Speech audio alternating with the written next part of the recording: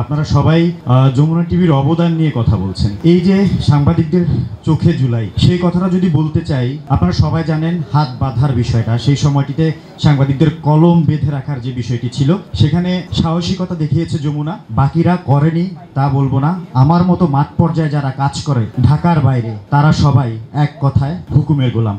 আমরা যে নির্দেশনা আসে, যা দেখি চোখে, সবই কিন্তু আমরা তুলে ধরি, সেটা ঢাকায় পাঠাই। অন এয়ার হওয়ার মতো কোনো ক্ষমতা কিন্তু আমাদের হাতে থাকে না। সেজন্য বলবো, প্রতিটি চ্যানেলের প্রতি আপনারা শ্রদ্ধা জানাবেন, তাদের কর্মীদের প্রতি শ্রদ্ধা জানাবেন। তবে যারা সেই সময়টিতে ঢাকায় বসে ফ্যাসিবাদের হয়ে কাজ করেছে, সেসব তাদেরকে আপনারা চিহ্নিত করেছেন, তাদের বিরুদ্ধে মামলা হয়েছে, তাদের বিরুদ্ধে ব্যবস্থা গ্রহণ করা হচ্ছে, তাদের অনেকে জেলেও আছে। কিন্তু মাঠ পর্যায়ে যারা কাজ করে, তাদের প্রতি যেন কোনো সময় কেউ কোথাও মবের সৃষ্টি না করেন। আজকে আমি চট্টগ্রাম থেকে যা দেখেছি তা তুলে ধরেছি, সেটা আমার চ্যানেল সাহসিকতার সাথে প্রকাশ করেছে। তাই আমি আপনাদের কাছে আজকে এখানে দাঁড়িয়েছি। আমাকে আপনারা করতালির মাধ্যমে এখানে মঞ্চে ডেকেছেন, আমি বক্তব্য দিচ্ছি। অন্যান্য চ্যানেলেরও সবাই আমাদের সাথে ছিল, একই জায়গায় দাঁড়িয়ে আমরা নিউজ কভার করেছি।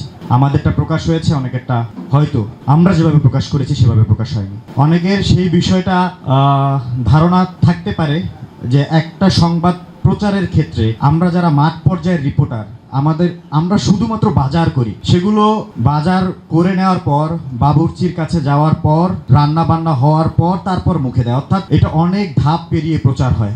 সেই প্রচারের জায়গায় আমরা মাঠ পর্যায়ে যারা কাজ করি, আমাদের বিন্দু মাত্র হাত নাই। আপনারা এখনো চট্টগ্রাম থেকে শুরু করে দেশের বিভিন্ন জায়গায় অন্যান্য যে টেলিভিশন আছে, পত্রিকা আছে, তাদের অনেকেই জুলাইয়ে তাদের ফেসবুক পেজে বা তাদের যে আইডি আছে, সেখানে গেলে বুঝবেন তারা আপনাদের হয়ে কতটা কান্না করেছে। আপনাদের উপর হাত পড়েছে, আপনাদেরকে মারধর করা হচ্ছে, সেগুলো তাদের ফেসবুক পেজে তারা শেয়ার করেছে। সবাই কিন্তু সবাইকে কাজ করার সুযোগটা দিবেন। এখনো যদি সেই আগের মতো যে ও ফ্যাসিস্ট, ও দোসর, এগুলো বলে আপনারা হাত বেঁধে রাখেন, তাহলে একটা কথা আমি বলতে পারি, আজকে যে পতন, মানুষের মনে হয়তো আপনাদের প্রতি আবার বিরূপ ধারণা আসতে পারে।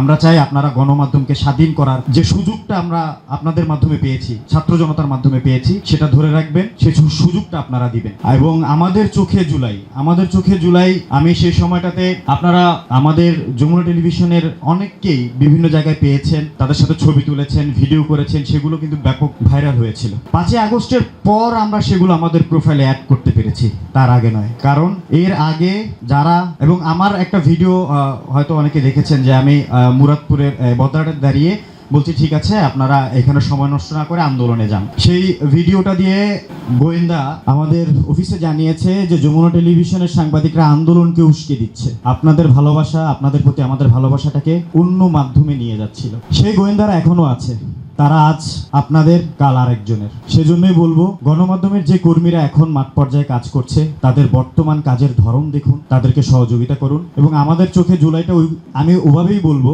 আমি একজন গণমাধ্যম কর্মী হিসেবে, আজ আপনারা ভালো আছেন, তখন ভালো ছিলেন না। আজ আমি ভালো আছি, তখন আপনাদের উপর আক্রমণ দেখে আমি ভালো ছিলাম না। সেগুলো আমি শেয়ার করেছিলাম, যার কারণে আজকে হয়তো আমি মঞ্চে এসে কথা বলতে পারছি। অন্যথায় নানা ট্যাগ হয়তো আমার নামের পাশে আপনারা জড়িয়ে দিতেন। আমি যমুনায় আছি বিদায় আপনারা আমাকে কথা বলার সুযোগ দিয়েছেন, অন্যথায় আমিও হয়তো কোনো এক ট্যাগের শিকার হতাম। তবে সবাইকে বলবো, আমরা গণমাধ্যম কর্মী হিসেবে মুক্ত গণমাধ্যম চাই, আপনাদের সহযোগিতা চাই। তারা যেভাবে গণমাধ্যমের কণ্ঠ রোধ করেছে, আপনারা সেই কণ্ঠ রোধ করবেন না, তাদের পাশে থাকুন, প্রতিটা সাংবাদিকের ভাইয়ের পাশে থাকুন, তাদেরকে তথ্য দিয়ে সহযোগিতা করুন। আশা করি গণমাধ্যম আপনাদের নিরাশ করবে না। গণমাধ্যম মানে গণমানুষের মাধ্যম।